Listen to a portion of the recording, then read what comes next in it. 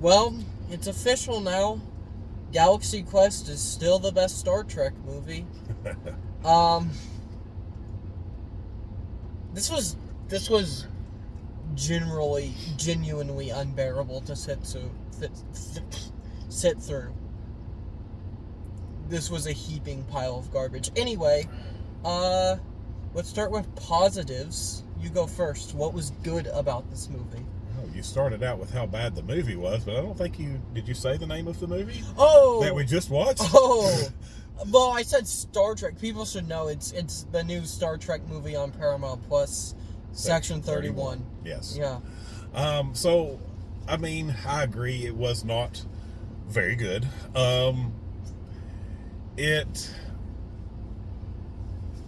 is probably the worst Trek, although I've seen worse movies. I mean, I didn't stop watching it or walk out on it. There's been movies in the past that I have done that. So, but it wasn't very good. As a positive, I would say that, hey, you don't have to be a Star Trek fan to watch this movie. You could just watch it. You could just watch it if it didn't suck so bad, but you probably won't. Probably not very good. This plot-wise has no relation to any Star Trek anything. It's completely shelved off in its own universe, almost like the Chris Pine Star Treks, how those are not connected. But this is still technically in the universe. This is like around the same time as Discovery, Strange New Worlds, but this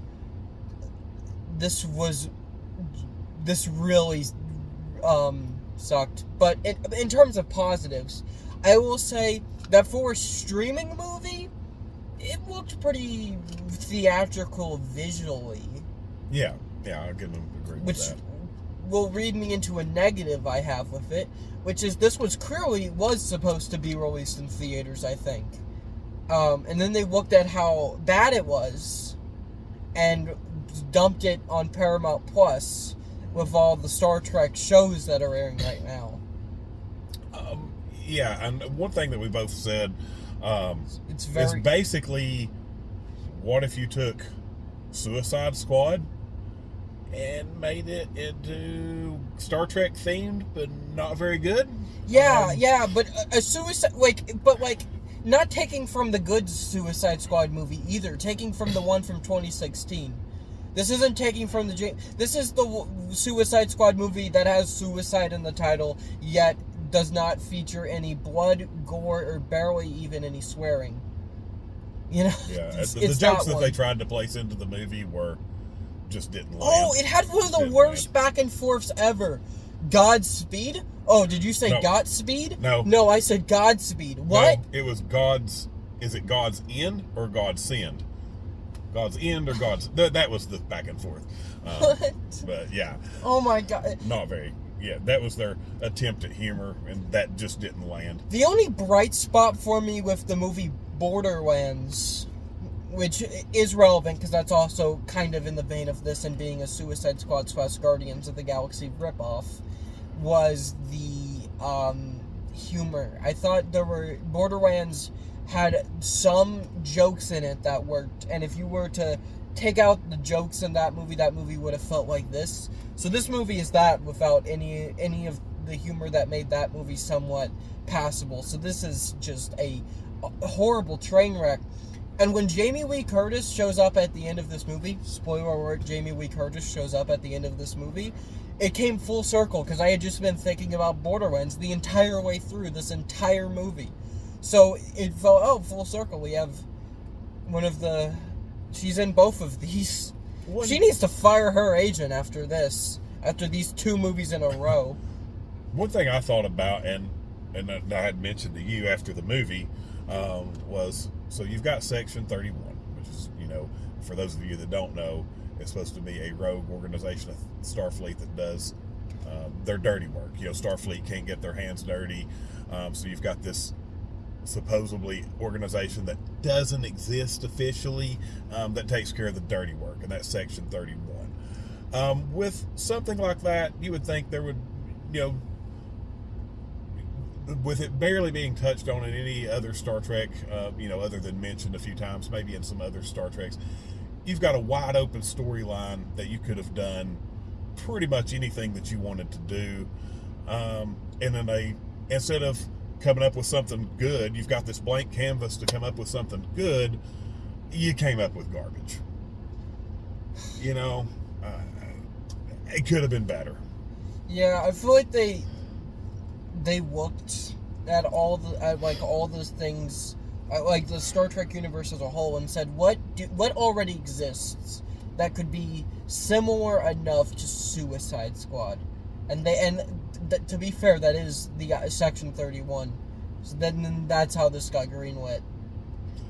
Yeah, I'm gonna say, if you're looking for a movie to watch, this is not it. When you're looking at the Rotten Tomatoes score, I think last I looked, Rotten Tomatoes, it was like 33%. Believe it, it is. Dude, that Mark Wahlberg movie that's directed by Mel Gibson, that's in theaters right now, Flight Risk, which doesn't look very good. Mark Wahlberg's bald in that movie, and also has Topher Grace in it. Anyway, I haven't seen that movie. I don't know if I will. Mel Gibson is kind of a monster, but that looks like, legitimately, that looks like that would be I would have had a better time with that tonight than I would have at this. Call him Marky Mark. He loves that. Yeah. But, yeah. Well, also, it's part of Mel Gibson and Mark Wahlberg's new production company that I heard they're starting, which is going to be an anti-woke production company where they can both make movies, both of them, and other filmmakers can come in without having to deal with the wokeness of modern Hollywood. Well, what are they going to call it? The Washed Up Actors Club? I don't know, but, Flight Risk is the first of these movies that Mel Gibson and Mark Wahlberg are doing together. Right. So, I believe I would pass on that one, too. I can't judge. I haven't seen it, so. Yeah, but I feel like I would have had a better time. At least you're staring at bald Mark Wahlberg, because that's a funny image for 2 hours. Would be more entertaining than anything in this. Oh, and him doing that southern accent he did in the trailer. You gotta need a pilot? But, like I say, as far as the Section 31 movie, there's very little character development. So there was, a couple of characters that should have been, I guess, main characters that did die in this, and it was like, I don't care. I don't have any connection to these characters. I don't know any of these characters' names. Yeah, I mean, no connection to the characters, no real character development. And here, if you look at a movie, it's hard to feel bad for something a character you didn't even know anything about their backstory or anything. Here's the thing about that, though. If you look at a movie like Guardians of the Galaxy, you don't know a thing. If you're not like a huge comic book fan, you don't know a damn thing about Star-Lord or Rocket Raccoon or Gamora or Groot or Drax or any of those characters before you see the first Guardians movie. And by the end of that movie, you care about each and every one of them just as much as you do Spider-Man or Wolverine or Iron Man or Captain America or Thor. And you know what? Just to use this, everything this movie's ripping off is a James Gunn movie. So to also look at James Gunn's The Suicide Squad, unless you're a huge comic book fan, you don't care about Peacemaker, and by the end of that movie, you care so much. And then Peacemaker spawns off and has a hit TV show that's great. You don't care about Weasel, even after watching The Suicide Squad. He's just the dumbest character in the world. But after episode 4 of Creature Commandos, that is, like, the character. The only thing I ever cared about before Creature Commandos about Dr. Phosphorus was that he kind of looks cool and is the inspiration for Blight from Batman Beyond. And then after that show, I care so much about this man. So you can take characters that nobody cares about and make them interesting. So, but hey, I will say, if you want to watch a movie this weekend that is straight to streaming, and you don't care about getting too involved in it, you just want something that's in the background for noise, it's that. Mm-hmm. Although, might pick something else. I would say just stay home.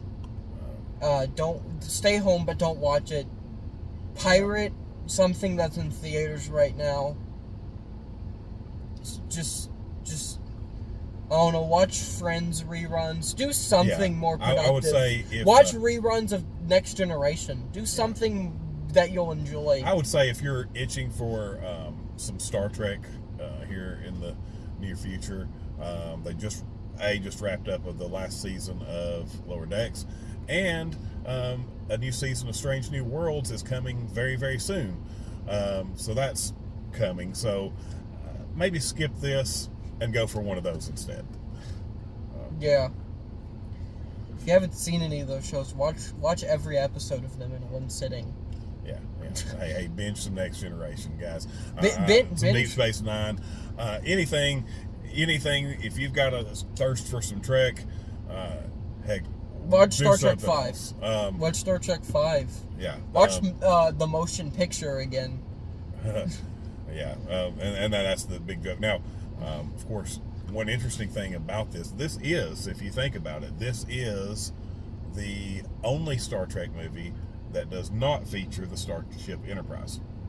Yes. So, that's out.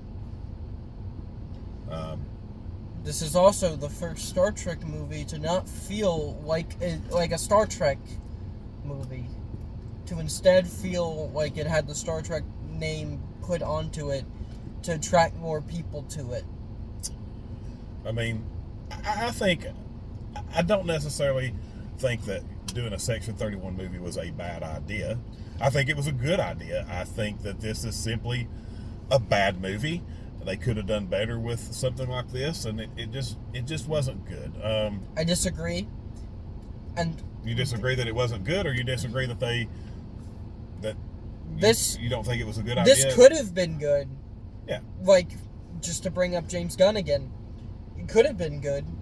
Hell, if James Gunn directed it, would have been good. But the problem is more the problem with doing is also the problem with every single Paramount Plus Star Trek project, rather they be good or not, which is nobody asked for any of them. Anything that's gone straight to Paramount Plus. Nobody asked for it. Some of it just happened to be good. I vaguely remember in the past it being discussed a Starfleet Academy show, which would be more of a drama about kids in college. So that college being Starfleet Academy. Teenagers in college. You could make a drama that even women may be into in that. That was really sexist. I'm sorry.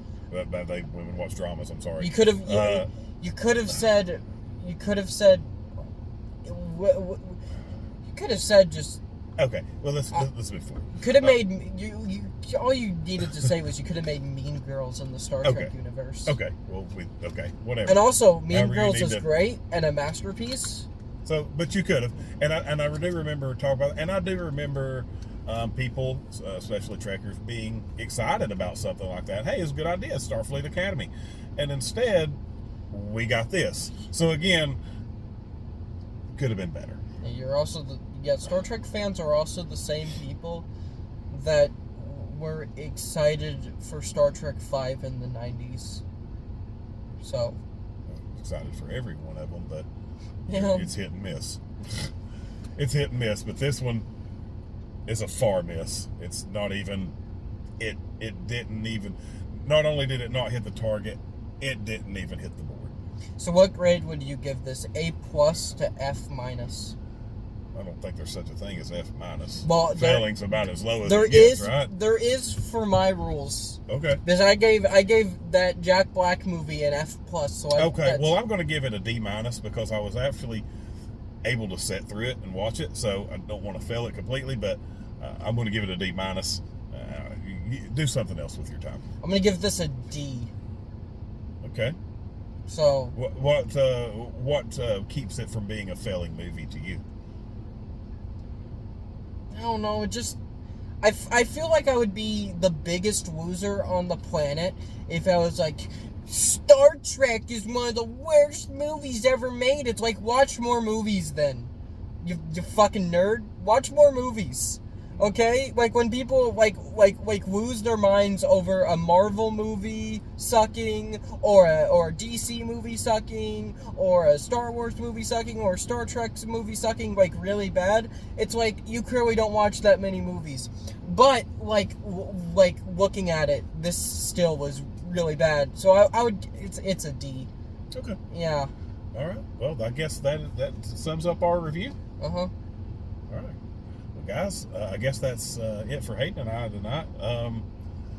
Be sure to like and subscribe to Hayden Miller Productions.